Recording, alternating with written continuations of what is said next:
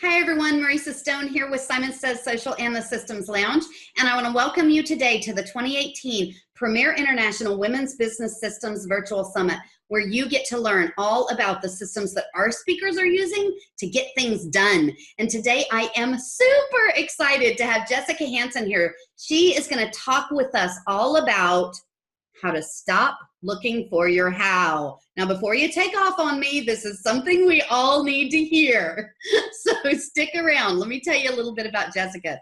Jessica is a left brain creative who works with mompreneurs to build unshakable businesses on solid foundations. She's an expert at running businesses on autopilot, a girl after my own heart, defining crystal clear workflows, and empowering women to be better for themselves and for their families. Identifying and defining these key processes for business is a daunting task for many of us, but Jessica makes it into a fun journey of discovery. Mompreneurs who implement workshop materials see increased free time. How many of us need that, right? Increased profit and increased productivity. It's a win-win-win. Wow. Jessica is a mentor, speaker, author, mother, book devourer, and overzealous volunteer in her local community. She has 4 children, 2 dogs, and 20 chickens. Yes, I said chickens. She's a super passionate woman, and she's super passionate about helping women succeed at whatever it is their dreams are. And she does so on a solid foundation, which is super important for a lot of us. She's been on, get this, 10 international podcasts. She's spoken to groups in the hundreds, and she's even been featured on a radio show. And now she's joining us as one of the coveted speakers in the Premier International Women's Business Systems Virtual Summit. Jessica, I'm so excited to have you here. Welcome. Yay, thank you for having me. I'm really excited to be here. Yay! So let's dive into this conversation. Sure. And let's just begin at the beginning. What does it mean to stop looking for your how? So this is a trap that we tend to fall into when we feel like we're getting overwhelmed. We have too many things to do, and we get stuck in the cycle of, I need a better way. I need a better way. Things aren't working. I need a better way.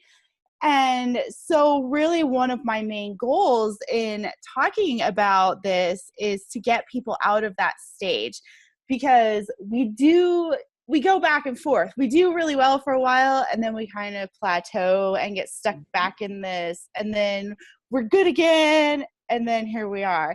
So, excuse me, my nose is itching. Allergy season. It is allergy season, my goodness. So that's what I mean when I say stop looking for your how. And the real thing behind that is there's really an infinite number of ways to do something. So looking for the how isn't going to get you anywhere, because you're always going to find another way to do it. And that's a great point. I'm really, really glad that you said that, because I was actually thinking about this earlier when I was working with one of my own clients. And, you know, that shiny object syndrome, right? I mean, it bites us every single time. Oh, look, this tool will accomplish your goal. Or, oh, look, this program will accomplish your goal. You already know how to accomplish your goal. Let's just do it.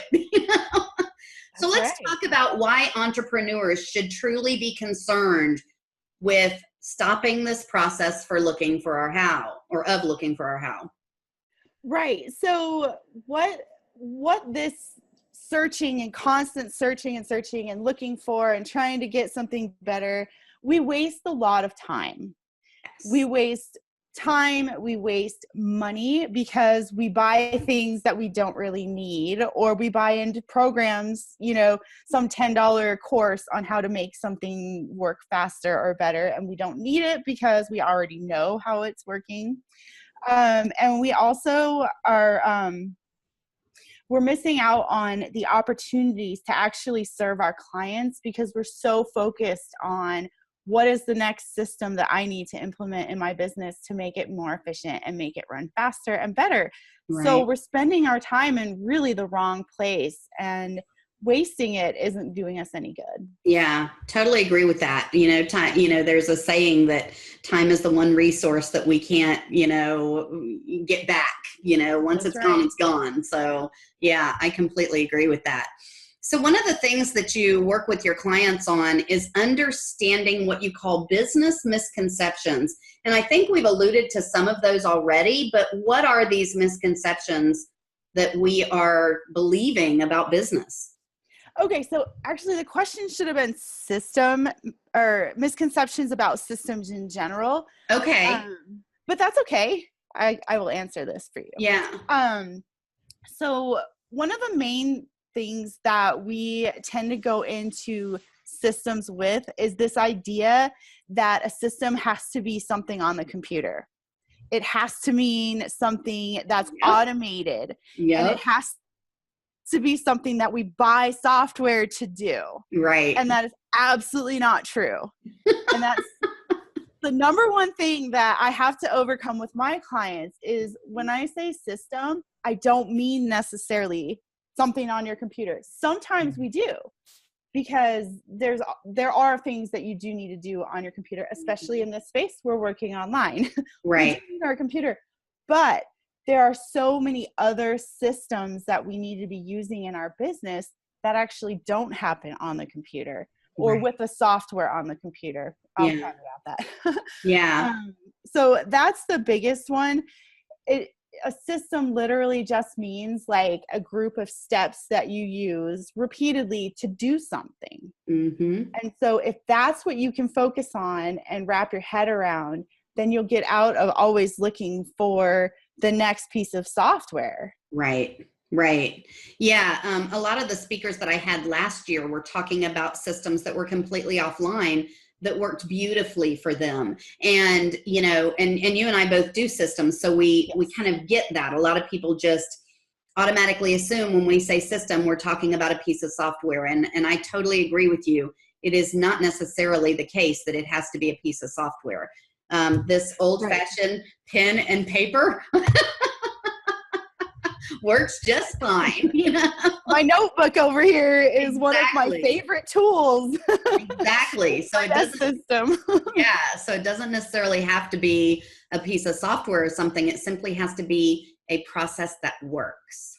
Right. And there's a couple other things that go along with that. People often assume that when you say systems, it's going to be something that's hard to come up with or difficult to create. Yeah. And that's not true either.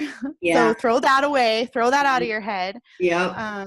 And then the other one that I hear a lot is that systems are restrictive. If I put systems into my business, I lose my creative control. Yeah. That's absolutely not true either. Yeah. Yeah, because that's one of my favorite things about my business is my creative control. Yeah, I mean, that's why we're in business, right? Is because we want to do it our way and on our own terms. Exactly. Okay.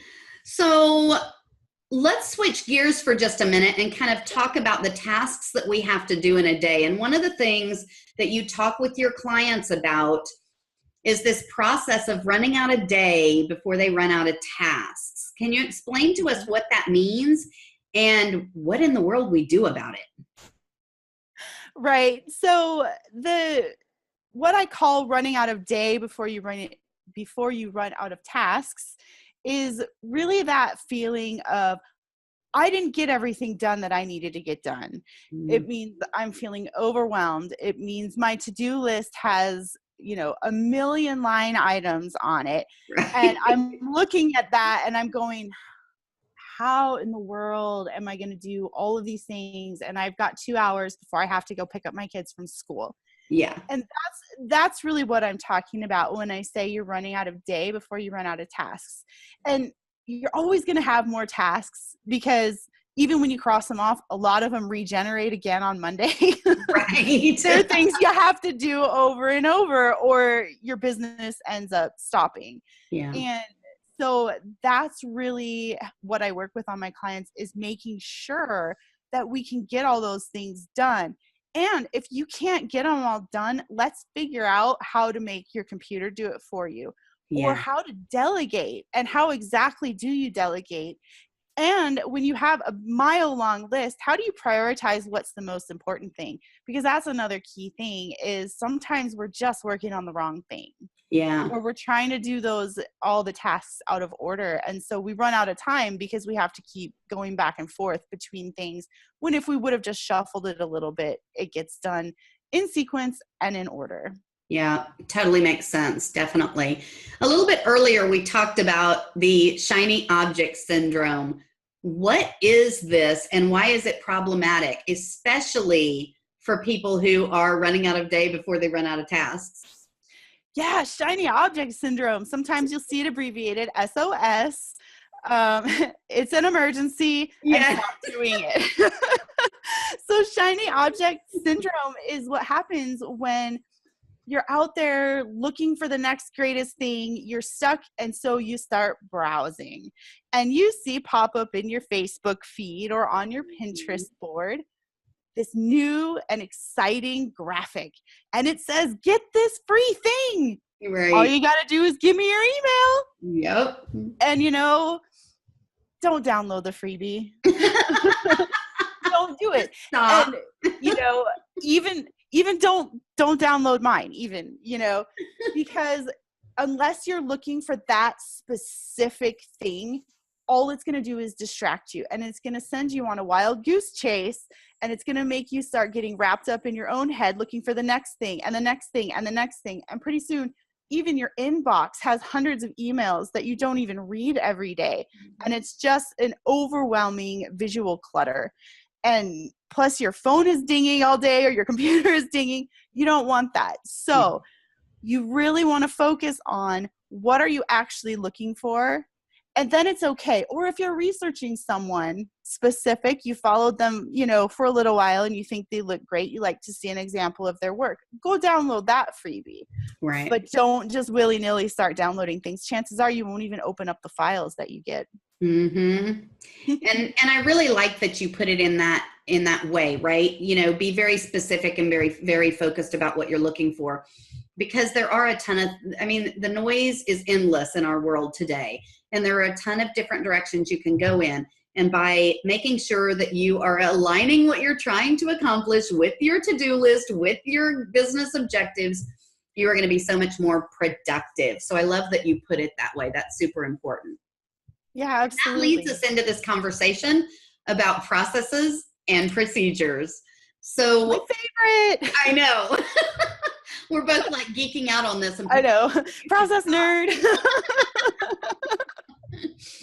So which processes and procedures should entrepreneurs be concerned with, and how do they prioritize those? So a little bit of this is going to be really business specific, so I can't go into really too much detail, but I did make a list, and I don't want to forget anything. So let me flip over to this page. And so the main criteria I have on which businesses or which processes a business always is going to need is a way to handle your finances. Yep. Because you can't just let that stack up.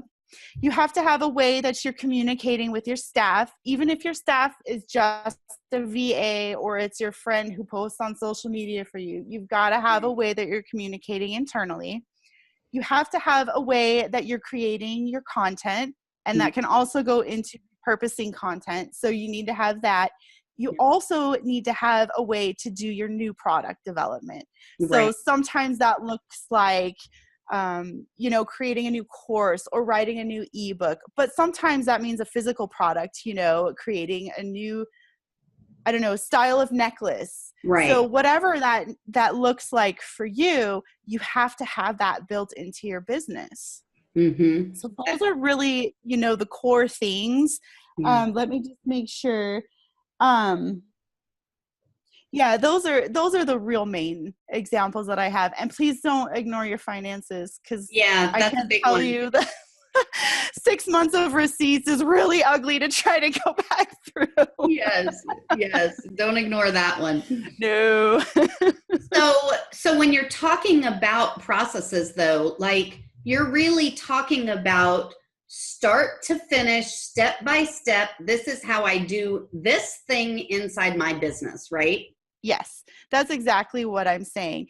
And the one thing that a lot of people sort of miss when they're talking about process is getting through all those steps and then at the very end, looking at it and saying, did this work? Yes. Because that is the super duper key. Yeah. It's you cannot ever improve your business and make it more efficient if you never go back and look and say, okay, for 2 weeks I did exactly the same thing. Now, have I made progress, or is it the same, or did I actually go backwards? Because Right. all of those are the options. Any one of those could happen.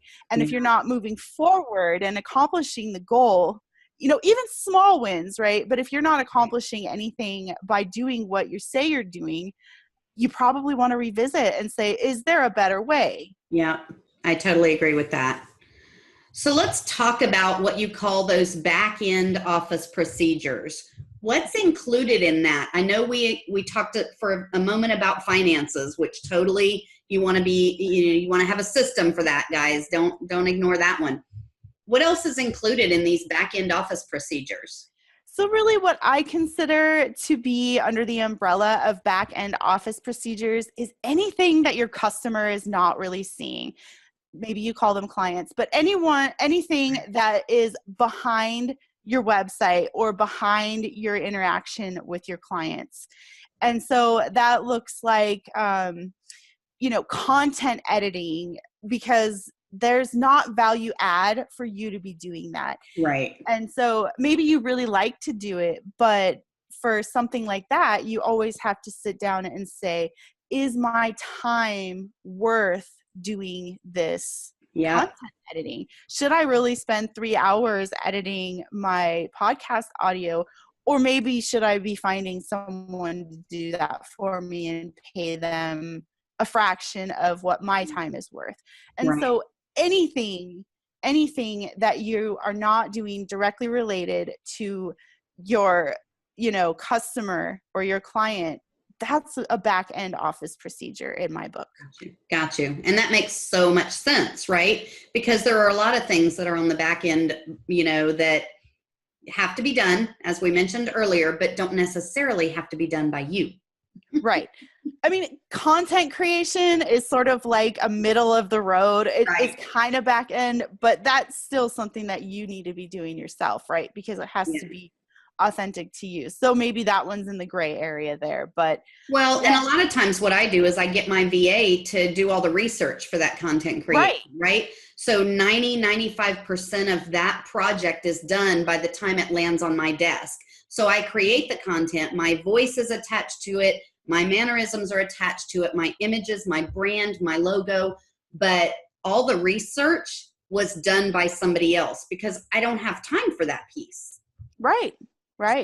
So that totally, I could see how, people would do something like that, and it's still a back end process, but that research has got to get done.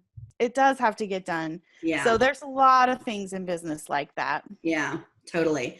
So, wow. I know we are coming to the end of this interview, and I can't believe it because we have not been talking for that long.